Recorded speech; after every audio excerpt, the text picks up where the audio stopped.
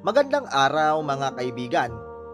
Isang kwento na naman, nakapupulutan ng aral ang ibabahagi ko sa inyo.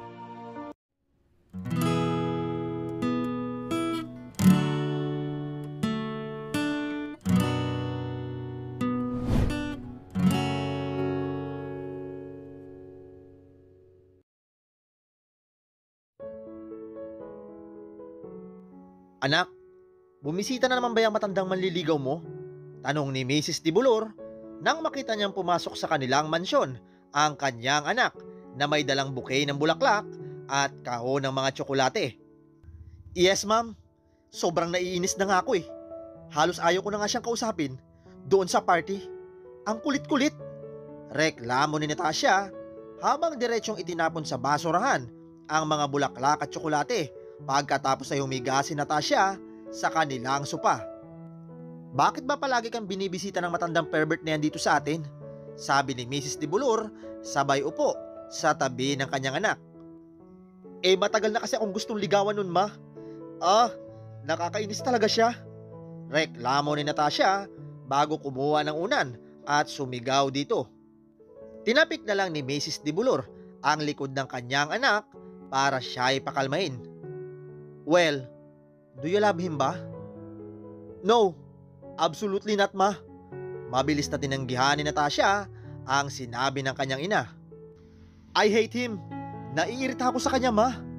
Sinabi ko na sa kanya na hindi ako interesado, pero pinipilit niya pa rin ako. He's been courting me since forever. I hate it so much. Sinusubukan kong iwasan siya sa bawat pagkakataong makukuha ko. Ngunit hindi siya tumitigil.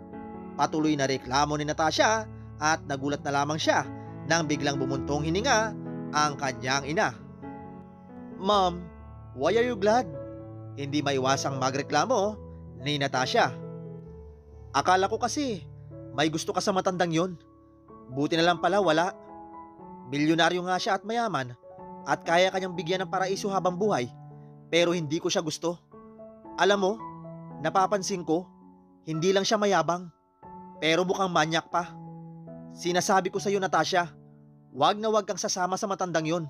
Hindi ko talaga siya gusto. Inamin ni Mrs. Dibulor.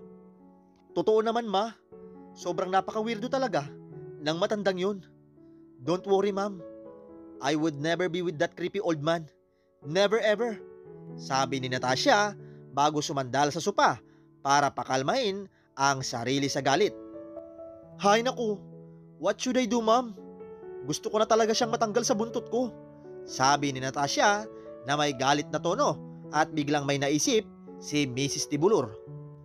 Natasha anak, naalala mo ba si Lance, yung driver natin? Biglang tanong ni Mrs. Tibulor na ikinagulat ni Natasha pero agad naman siyang sumagot.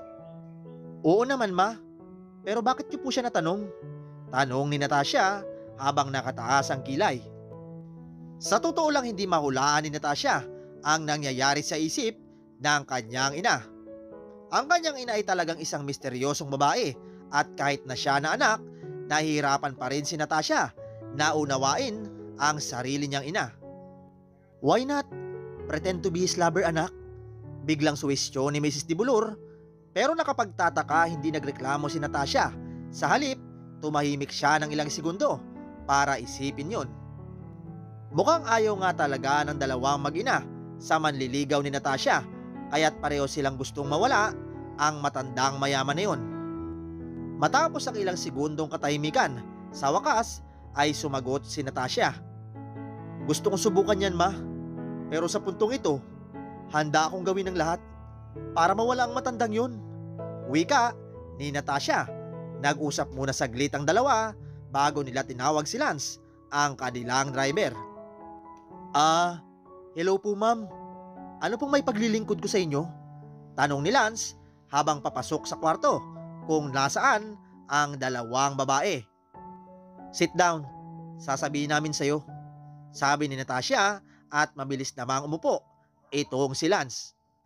Nagsimula nang magpaliwanag ang dalawa kay Lance kung ano ang gusto nila at matapos nilang ipaliwanag kay Lance, naiwan si Lance na gulat na gulat.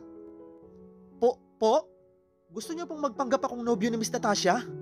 Ulit ni Lance na para bang hindi makapaniwala sa narinig. Ngunit mabilis namang sinagot ni Natasha ang kanyang tanong. Yes, gusto naming gawin mo ito. Kailangan lang natin tanggalin ang matandang yon. Pagkatapos niyang makita na may nobyo na ako, sa wakas, alam kong lulubayan niya na ako. Matigas na sabi ni Natasha na para bang walang makakapigil sa kanyang desisyon. Tumalikod agad si Natasha at tumingin sa ibang lugar at iniwan niya ang kanyang ina para kausapin si Lance. Pakiusap, Lance, pagmamakaawa ni Mrs. Tibulor. Saglit namang nag-isip si Lance bago humarap kay Natasha. Okay lang ba kay Miss Natasha ito? Ibig kong sabihin, ma'am, kung kailangan ko magpanggap na nobyo ni Miss Natasha, kailangan ko rin kumilos na parang nobyo niya talaga. Ayokong maging hindi komportable si Miss Natasha. Inamin ni Lance. Siya na yung magpapanggap, ngunit gayon pa man, inaalala niya pa rin ang damdamin nitong si Natasha at gusto niyang maging komportable ang anak ni Mrs. Tibulor. Nakita ni Mrs. Tibulor na kahanga-hanga si Lance at isang maginoo at natutuwa siyang malaman na hindi lahat ng lalaki ay katulad ng matanda at bastos na manliligaw ni Natasha. Masaya siyang malaman na may mga lalaki pa rin na gumagalang sa isang babae, pero kahit masaya siya, hindi ibig sabihin na ganun din ang anak niya. Mukhang naiinis nga ang kanyang anak. Of course, handa akong gawin ng lahat para lang mawala ang matandang makulit na yon. And I mean, anything. So, magpapanggap ka ba na nobyo ko o hindi? Halos galit na sabi ni Natasha. Pumayag na lang si Lance dahil gusto niyang tulungan si Miss Natasha sa anumang paraan na kaya niya, pero hindi lang dahil gusto niyang tumulong, kundi dahil din napakaganda talaga ni Miss Natasha. Para siyang diyosa. Magiging katangahan kung tatanggihan ko pa ang pagkakataong magpanggap ng nobyo niya. Ito ay isang magandang oportunidad. Hindi ko kayang bitawan to. Napaisip itong si Lance. Kaya naman pumayag si Lance at makalipas ang ilang araw, nagpapanggap na siya ngayon bilang nobyo ni Miss Natasha. Muling bumalik ang matanda sa mansyon at sa wakas ay oras na para magpanggap si Lance. What are you doing here? Tanong ni Natasha nang buksan niya ang pinto nang makita ang matandang lalaki na nakatayo sa labas na may hawak na mga bouquet ng bulaklak. Siyempre, nandito ko para ligawan ka, my love. Nakangiting sabi ng matanda na halos masuka si Natasha sa nakita. Ngunit itinago niya ito ng mabuti sa isang peking ngiti habang tinatanggap ang mga bulaklak. You know, you shouldn't have. Tapos nang mapansin ni Lance ang mga bulaklak sa kamay ni Miss Natasha, dali-dali siyang lumapit sa dalawa para mag-umpisa ng pagpapanggap. Natasha, sino ito? Sabi ni Lance habang nakataas ang kilay sa matanda. Siyempre, nagpapanggap siya. Manliligaw ko, my love. Julius, this is my boyfriend Lance. Lance, this is a suitor of mine, si Julius. Pakilala ni Natasha. Oh, I didn't know you already had a boyfriend. Gulat na sabi ng matanda. When did you two start dating? Tanong niya.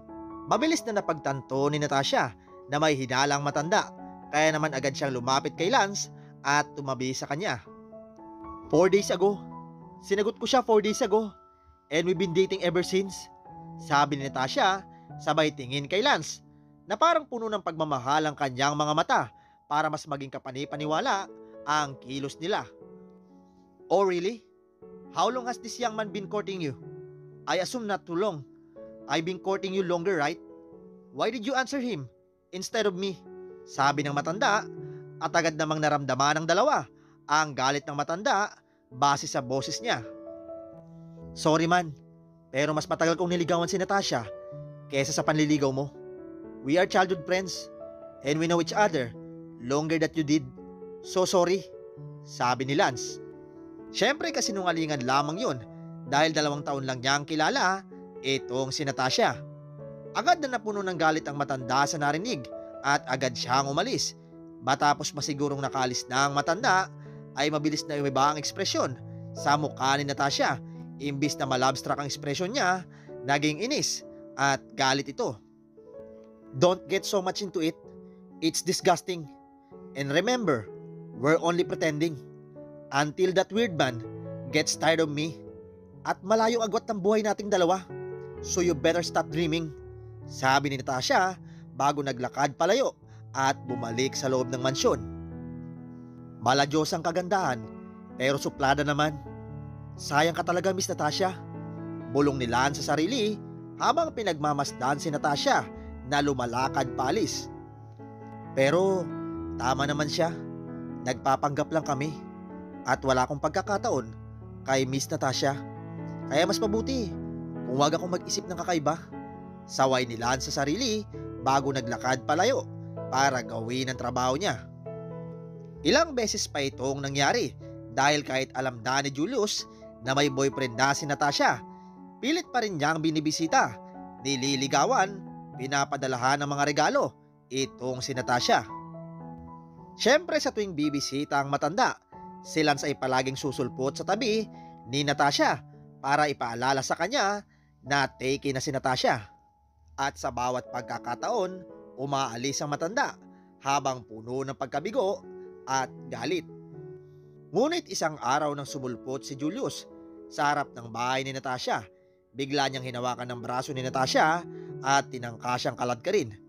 Mabilis itong napansin ni Lance at biglang hinila pabalik si Natasha at niyakap ito ng maigpit. "Bitawan mo siya!